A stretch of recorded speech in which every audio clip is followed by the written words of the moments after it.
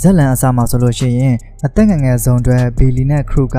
ရွက်ပြင်တဲထဲမှာချွတ်ကျွမ်းဝင်နေခဲ့ကြပြီးအဲ့ဒီအချိန်မှာပစိန်တွေကင်ထားတဲ့လူရန်တစုကသူတို့စီရောက်လာကနှောက်ယှက်နေကြပါတယ်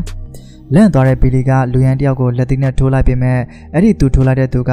သူ့ရဲ့တငယ်ချင်း gas ဖြစ်နေပါတယ်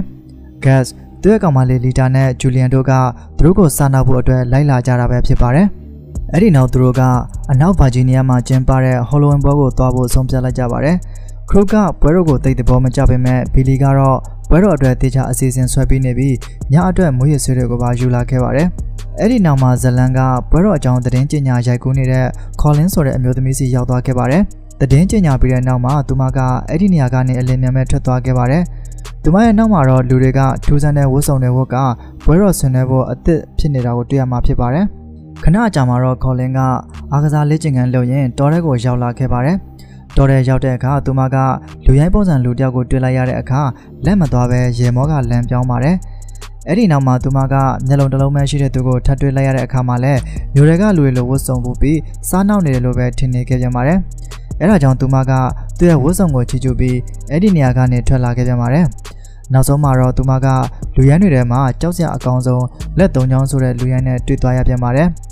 ဒီတစ်ခါမှာတော့သူမကစိတ်တူပြီးလက်ကလေးထောင်ပြလိုက်ပါတယ်ဒါပေမဲ့သူမလက်ကလေးထောင်ပြလိုက်တဲ့အချိန်မှာပဲလက်သုံးချောင်းဆိုတဲ့သူကသူ့ရဲ့နောက်ကဓာတ်ထုတ်ပြီးသူမရဲ့လက်ကိုဖြတ်ပစ်လိုက်ပါတော့တယ်။ကော်လင်းကလန့်ပြီးအဲ့ဒီနေရာကနေထွက်လာကအကူအညီအော်တောင်းပါတော့တယ်။ကံကောင်းစွာနဲ့ပဲသူမကမင်းနတ်ဆိုတဲ့သူနဲ့တွေ့သွားပြီးသူကအယူကြီးကို၃ယောက်စီကနေလွတ်အောင်သူနဲ့တူခေါ်သွားပြီးပုံနေခိုင်းပါတယ်။အယူကြီးကိုထွက်သွားတဲ့အခါသူကသူမကိုပုံနေရာကနေထွက်သွားရအောင်ဆိုပြီးပြောပါတယ်။ဒါပေမဲ့ရုတ်တရက်သူ့ရဲ့ပစိန်နဲ့ကော်လင်းကိုခုတ်တက်ပစ်လိုက်ပါတယ်။ဒီအခန်းမှာဆိုလို့ရှိရင်အယူညီကို၃ယောက်က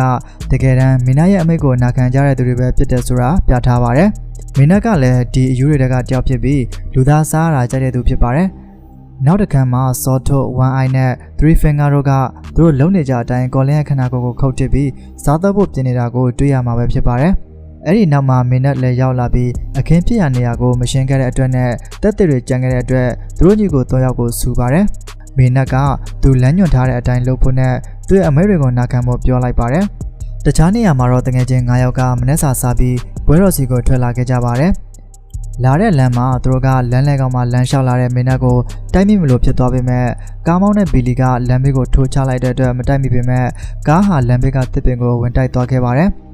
ကံကောင်းစွာနဲ့ကားတွေကတယောက်မှမထိခိုက်သွားပေမဲ့တိုက်မိသွားပြီလို့ထင်တဲ့တေးချင်းအောင်ဆောင်နေတဲ့မင်းနတ်ကိုစစ်ဆေးဖို့ကားအပြင်ကိုထွက်လာတဲ့အချိန်မှာ